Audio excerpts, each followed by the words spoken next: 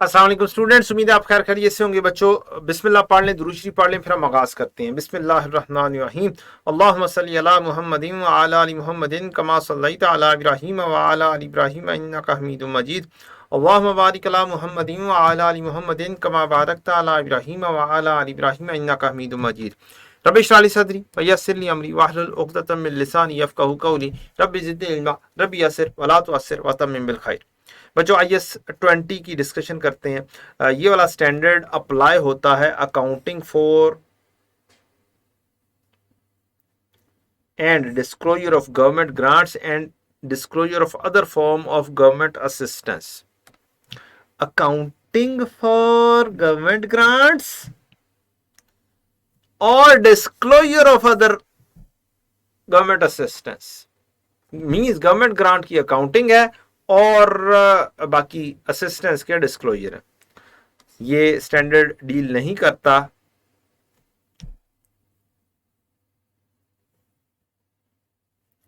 Changes prices से related,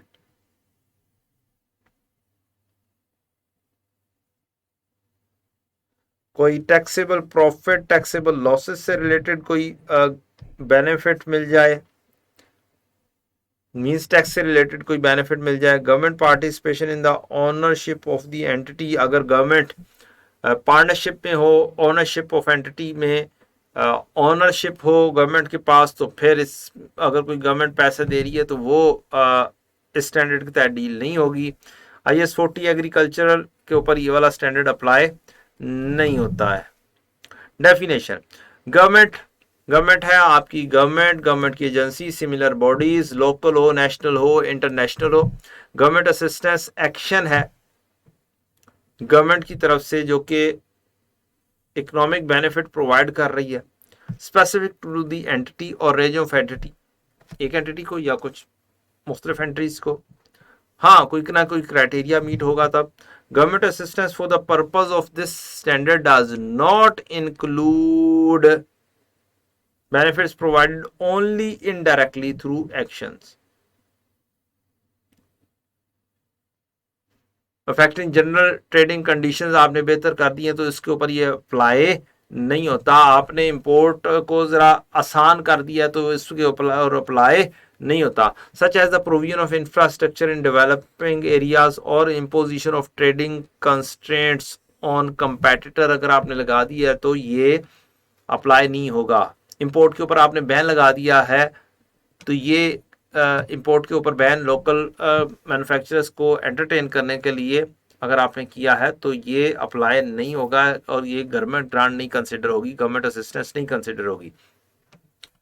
government grants क्या है? असिस्टेंस बाय द गवर्नमेंट है assistance he in the form of transfer of resources. अब पैसा शैसा आ रहा है, पैसा आ रहा है, कोई और मॉनेटरी एसेट्स आ रहा है to an entity in the return for past पहले और फ्यूचर कंप्लायंस।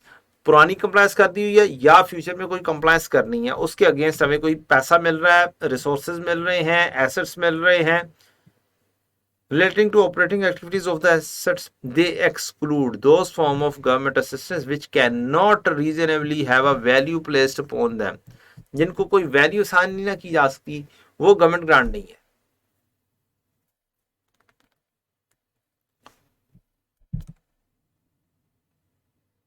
और इसके अलावा transaction with the governments which can not be distinguish from the normal trading conditions, trading transaction of the entity. अगर government के साथ रूटीन में एक ट्रांजेक्शन चलती है, गवर्नमेंट हमारा कस्टमर है या गवर्नमेंट हमारी सप्लायर है, हमें कोई चीजें प्रोवाइड करती है और हम उसके अगेंस्ट उसके पैसे देते हैं, तो अगर वो हमारा कस्टमर है, गवर्नमेंट हमारी कस्टमर है, हम उससे केबल्स बेचते हैं, ठीक, तो केबल्स के अगर वो पैसे दे रही है, साथ में अगर कोई थोड़े बहुत पैसे मजीद इजाफी आ गए हैं और अब नहीं हम डिस्टिंग्विश नहीं कर सकते कि यह उसने पैसे ग्रांट की सूरत में दिए हैं या उसी की ही कोई एडवांस पेमेंट है जो हम चीजें ले रहे हैं, तो जब आप डिस्टिंग्विश नहीं कर सकते तो भी ये वाला स्टैंडर्ड अप्लाई नहीं होगा। Government grant related to asset और ग्रांट रिलेटेड टू इनकम, दो किस्म की grants. Grant related to assets क्या है? Government grants whose primary condition is that the entity qualifies for them should purchase, construct और acquire long term assets. Long term assets हम लेंगे। हाँ, कुछ कंडीशन, सब्सिडी भी कंडीशंस रिगार्डिंग टाइप, किस किस्म का एसेट होगा, लोकेशन कहाँ पर अब लगाएंगे, पीरियड कितने अरसे तक आप ये वाली ले लेंगे या कितने अरसे तक आप रखेंगे, हेल्ड करेंगे। तो ये सारी की सारी कंडीशंस सब्सिडी कंडीशंस भी हो सकती हैं। और ग्रांट रिलेटेड टू इनकम ये है कि जी अगर वो ग्रांट रिलेटेड टू एसेट नहीं है तो सारी की सारी वो ग्रांट रिलेटेड टू इनकम है। Forgivable loans are loans which are lender undertakes to waive repayments. हाँ, कोई ना कोई कंडीशंस मीट करेंगे तब। गवर्नमेंट ग्रांट्स क्या हैं जी? Including monetary grants, non-monetary grants and monetary grants shall not be recognized until there is a reasonably assurance. हम तब तक ग्रांट नहीं लिखी, इनकम के तौर पर नहीं लिखी जब तक कि एंटिटी कंप्लाई नहीं करती कंडीशंस को, और ग्रांट रिसीव भी नहीं हो जाती। हम इसके बारे में भी डिस्कशन कर चुके हुए हैं कि ग्रांट आ गई है, लेकिन लेकिन हमें पता है यार हम कंडीशन मीट नहीं कर पाएंगे, हम उसे रख लेंगे, डेफर्ड ग्रांट लायबिलिटी के तौर पर रख लेंगे। कुछ अर्से बाद गवर्नमेंट जाग जाएगी और फिर गवर्नमेंट को हमें वापस करने पड़ेंगे।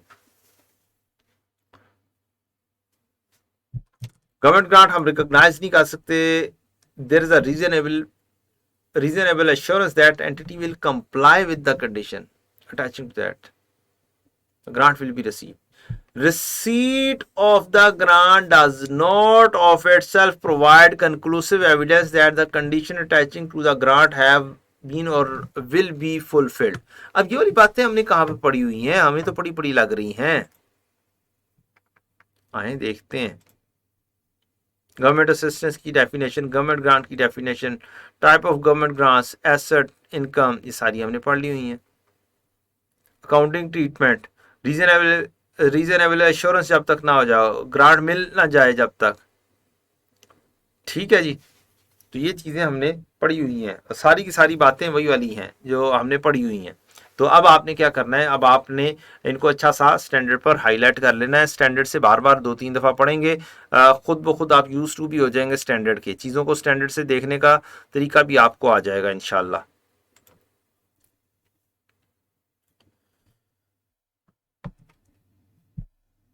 अच्छा जी, किस तरीके से आपको मिली है ये अफेक्ट नहीं करती आपकी अकाउंटिंग मेथड को। To be adopted in regarding the grant, thus the grant is accounted for in the same manner whether it is received in cash or as a reduction of a liability to the government. हमने एक पैसे देने थे, government ने वो way of कर दिए, तो ये क्या बन गई, हमें ग्रांट मिल गई एक हिसाब से। लोन डेबिट और डेफर्ड ग्रांट क्रेडिट, इसमें एंट्री फिर ये हो जाएगी कैश डेबिट डेफर्ड ग्रांट के बजाय, और तरीका कार्रवाई रहेगा हमारा। ठीक है, तो अगर कोई पूछे कोई कि लायबिलिटी खत्म हो रही है गवर्नमेंट की, और क्या ये गवर्नमेंट ग्रांट हो, सॉरी एंटिटी की लायबिलिटी खत्म हो रही है गवर्नमेंट की तरफ से, गवर्नमेंट को पैसे देने थे, क्या ये गवर्नमेंट ग्रांट होगी? जी ये गवर्नमेंट ग्रांट होगी। Forgivable loan from government is treated as government grant. Forgivable loan को भी हम गवर्नमेंट ग्रांट ट्रीट करेंगे when there is a reasonable assurance that entity will meet the terms of forgiveness of the loan. अगर reasonable assurance हो कि ये entity meet कर जाएगी जो कंडीशन लगाई गई है, तो फिर हम डेफिनेटली से गवर्नमेंट ग्रांट ट्रीट करेंगे। Benefit of government loan at below market rate of interest is treated as government grant. इसको भी हम गवर्नमेंट ग्रांट के तौर पर ट्रीट करेंगे, क्योंकि हेडिंग क्या है हमारी, गवर्नमेंट ग्रांट की। या इसके अंदर वो ट्रीटमेंट आ रही होंगी जो गवर्नमेंट ग्रांट्स हैं, या इसमें वो ट्रीटमेंट्स आ रही होंगी जो गवर्नमेंट ग्रांट्स नहीं है। ठीक है जी, गवर्नमेंट ग्रांट्स होगी, the benefit of the below market rate of interest shall be measured as the difference between the initial carrying value of the loan and the proceeds received.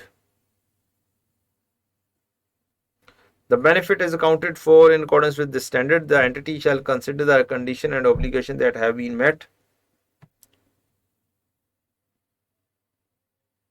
Okay, आगे चलते हैं। Government grant shall be recognized in profit and loss. Systematic basis पर लिखेंगे। Over the period in which the entity recognize as an expense, जैसे जैसे expense लिखेंगे वैसे वैसे आपने लिखना है सिस्टमेटिक बेसिस पर। Systematic basis recognize an asset that relates costs for which grants are intended to compensate।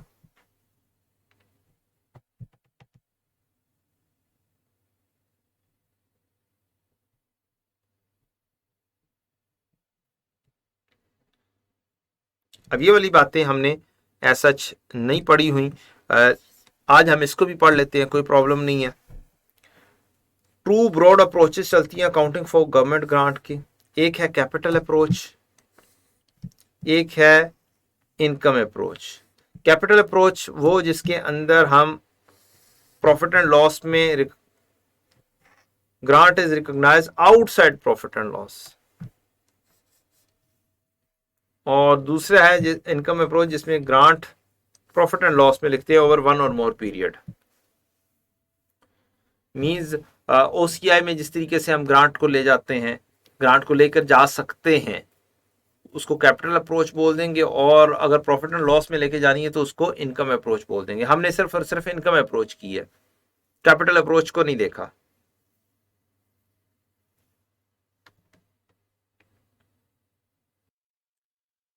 अब दोनों साइडों पर ही कुछ जो हैं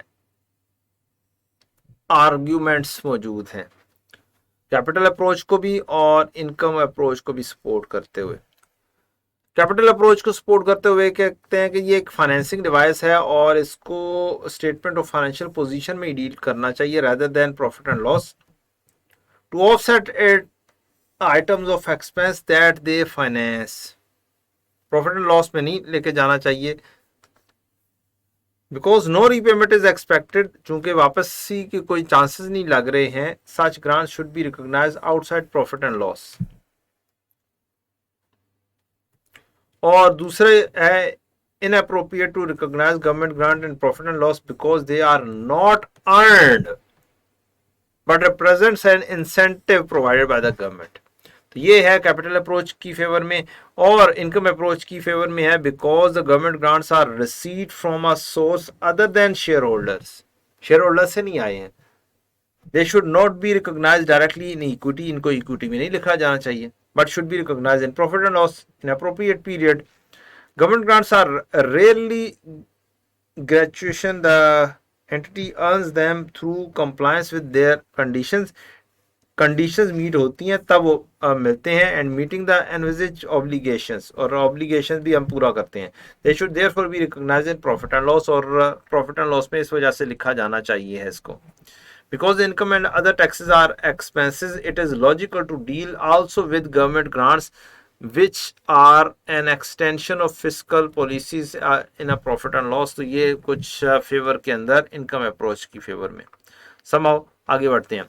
Government grant that becomes receivable as compensation of expenses or losses already incurred, जो पहले से ही हो चुके हैं, or for the purpose of giving immediate financial support to the entity with no future related cost shall be recognized in profit and loss। तो हम इसे profit and loss में फौरी तौर पर लिख देंगे। मैंने आपको बताया हुआ है कि फौरी तौर पर प्रॉफिट एंड लॉस में दो चीजें लिख देनी है, इमीडिएट फाइनेंशियल सपोर्ट को फौरी तौर पर लिख देना है, और दूसरी चीज पास्ट एक्सपेंसेस के लिए ऑलरेडी इनकर्ड, उनके लिए हमने प्रॉफिट एंड लॉस में लिख देना है।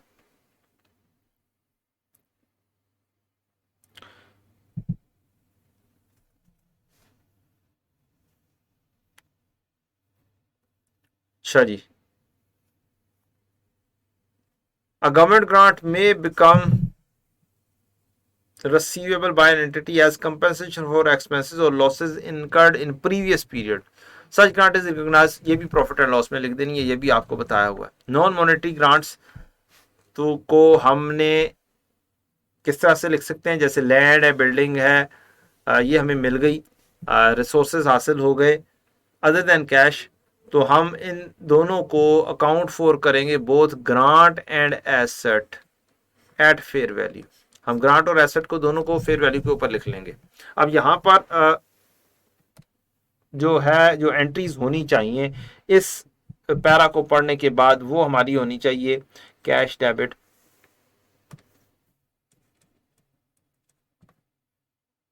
और डेफर्ड ग्रांट क्रेडिट। अगर हमारा ये एसेट हमें मिला है, नॉन मॉनेटरी एसेट, नॉमिनल अगर अमाउंट हमने पे की है तो उसको भी साइड पे कर देंगे। हम इसको फेयर वैल्यू के ऊपर लिख देते हैं, फेयर वैल्यू के ऊपर 100 रुपए का एसेट से फेयर वैल्यू, और हमने अगर कोई नॉमिनल अमाउंट पे किया तो उसे एक्सपेंस डेबिट करें और कैश क्रेडिट कर दें 2 रुपए की। ठीक, अगर अल्टरनेटिव कॉस्ट ऑफ एक्शन ये है कि हम दोनों को एसेट और ग्रांट को नॉमिनल अमाउंट पर लिखें, तो भी आप क्या करेंगे, और सॉरी कैश नहीं, asset debit, fix asset, fix asset. दूसरी साइड पर अल्टरनेटिवली फिक्स एसेट डेबिट और डेफर्ड ग्रांट क्रेडिट, 2 से आप लिख दें और 2 को ही एक्सपेंस भी कर दें, एक्सपेंस डेबिट कैश क्रेडिट। तो ये फिर दोनों आपने लिख दी हैं, both grant and asset at fair value. Alternative course है कि बोथ एसेट्स और ग्रांट को नॉमिनल अमाउंट पर लिख दो। तो ये वाली एंट्रीज बन रही हैं। अगर कोई और मैंने डिस्कस कर दी है तो उसको वो दूसरी मैंने गालिबन इस तरीके से भी शायद डिस्कस की हुई है कि फेयर वैल्यू और डेफर्ड ग्रांट कर दें और फिर deferred grant debit cash credit कर दें। तो वो भी किसी हद तक ठीक है कि हमने रिकॉग्नाइज पहले तौर पर तो हमने डेफर्ड ग्रांट किया है, फिर बाद में हमने डेफर्ड ग्रांट डेबिट और कैश क्रेडिट कर दिया 2 के साथ। तो ये भी एक ऑप्शन सोची जा सकती है, लेकिन वो बाद वाली कहानी को स्टैंडर्ड ने उस तरीके से गाइडेंस नहीं दी, लेकिन चूंकि वो माइनस ही अमाउंट है इस वजह से उसको एक्सपेंस आउट ही कर दिया जाए तो ठीक है। Government grant related to assets including non-monetary asset at fair value. Presentation of government grant related to assets shall be presented in financial position either by setting up the grant as deferred income या deferred grant। एक ही बात है liability के तौर पर। मैं जानबूझ के डेफर्ड ग्रांट का लफ्ज यूज करता हूं, डेफर्ड इनकम नहीं यूज करता, क्योंकि इनकम और इनकम मिक्स कर जाते हैं बच्चे। और by deducting the grant arriving at carrying amount of the assets, ये 2 तरीकाकार के या तो डेफर्ड ग्रांट के तौर पर लिख लें या फिर नेट ऑफ कर दें। ग्रांट रिलेटेड टू एसेट की बात हो रही है। One method recognize grant related to grant as deferred income that is recognized in profit and loss on a systematic basis over the useful life of the asset। जैसे asset को depreciate करेंगे उसी तरीके से हमने इस ग्रांट को भी डेप्रीशिएट करना है और ट्रांसफर करना है प्रॉफिट एंड लॉस में। Repayment, government grant that becomes repayable shall be accounted for as a change in accounting estimate। Repayment of grant related to income shall be applied first against unamortized deferred credit balance in deferred grant या deferred income या liability के अंदर जो balance पड़ा हुआ है उसको पहले वो करेंगे, deferred grant first। The extent that the repayment exceeds any such deferred credit, for example मेरी डेफर्ड ग्रांट का बैलेंस पड़ा हुआ है 50 और मुझे वापस देने पड़ रहे हैं 80, तो बाकी का क्या कर देंगे आप, प्रॉफिट एंड लॉस में लिख देंगे।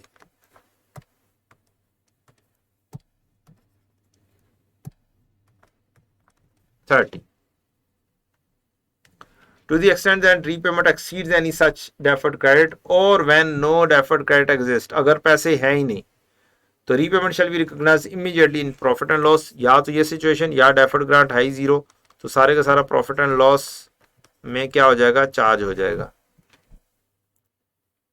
The cumulative additional depreciation that would have been recognized in profit and loss to date in absence of grant shall be recognized immediately in profit and loss। फौरी तौर पर लिखेंगे in absence of the grant। Grant ना होती तो जो होनी थी वो हम लिख देंगे। Circumstances giving rise to repayment of grant related to asset may require consideration to be given to the possible impairment। Possible impairment भी हो सकती है of new carrying amount. Repayment ये हमने पढ़ लिया हुआ है। गवर्नमेंट असिस्टेंस क्या है जी, excluding from the definition of government grant. Government assistance को गवर्नमेंट ग्रांट की डेफिनेशन में से निकाल दिया गया। Certain form of government assistant which can not reasonably have value place upon them, और इसे नॉर्मल ट्रेडिंग ट्रांजैक्शन से भी अलग रखेंगे। एग्जाम्पल इसकी क्या है, रीजनेबली हैव वैल्यू जिसके ऊपर नहीं आप प्लेस कर सकते, कोई वैल्यू नहीं दे सकते। फ्री टेक्निकल सर्विसेज दे दी हैं, कोई मार्केटिंग एडवाइस दे दी है, कोई गारंटी दे दी है, तो अगर गवर्नमेंट ने गारंटी भी दे दी है तो ये भी गवर्नमेंट असिस्टेंस होगी, गवर्नमेंट ग्रांट नहीं होगी, क्योंकि उसने पैसा नहीं दिया। अच्छा जी, डिस्क्लोजर देना होगा, nature, extent, duration, not been misleading, ताकि हम मिसलीड ना कर रहे हों, इसके गवर्नमेंट असिस्टेंट के ये डिस्क्लोजर्स दे देंगे। वेरी इंपॉर्टेंट फ्रॉम एमसीक्यू एक पैरा है, government assistance does not include provision of infrastructure by improvement to the general transport and communication network। उनको कोई इंफ्रास्ट्रक्चर दे रहे हैं ट्रांसपोर्टेशन या कम्युनिकेशन नेटवर्क के लिए, तो ये गवर्नमेंट असिस्टेंट नहीं है। And the supply of improval facility such as irrigation और water rectification reticulation which is available on ongoing indeterminable basis for the indeterminate basis for benefits of entire local and community। तो ये क्या है कि जो infrastructure improvement के लिए transport की, कम्युनिकेशन की, वाटर सैनिटेशन की, इरिगेशन की, तो ये क्या है, ये कम्युनिटी के लिए ओवरऑल है, ये स्पेसिफिक टू दी एंटिटी नहीं है। अच्छा जी, डिस्क्लोजर हमें गवर्नमेंट ग्रांट की क्या देनी है, हमें अकाउंटिंग पॉलिसी बतानी है गवर्नमेंट ग्रांट की। मेथड ऑफ प्रेजेंटेशन बताना है कि आपने नेट ऑफ मेथड यूज कर रहे हैं या डेफर्ड कर रहे हैं। Nature and extent of government grant recognize कितनी कर ली हुई है आपने। Of the other form of government assistance that has directly benefit, unfulfilled conditions कौन कौन सी हैं, कंटिजेंसीज वगैरह कोई रहती हैं। तो ये हो गया हमारा स्टैंडर्ड IAS 20, जिसके अंदर जो बातें हमने थ्योरेटिकली पढ़ी हैं वो सारी की सारी क्या हैं, वो हाईलाइट हो सकती हैं।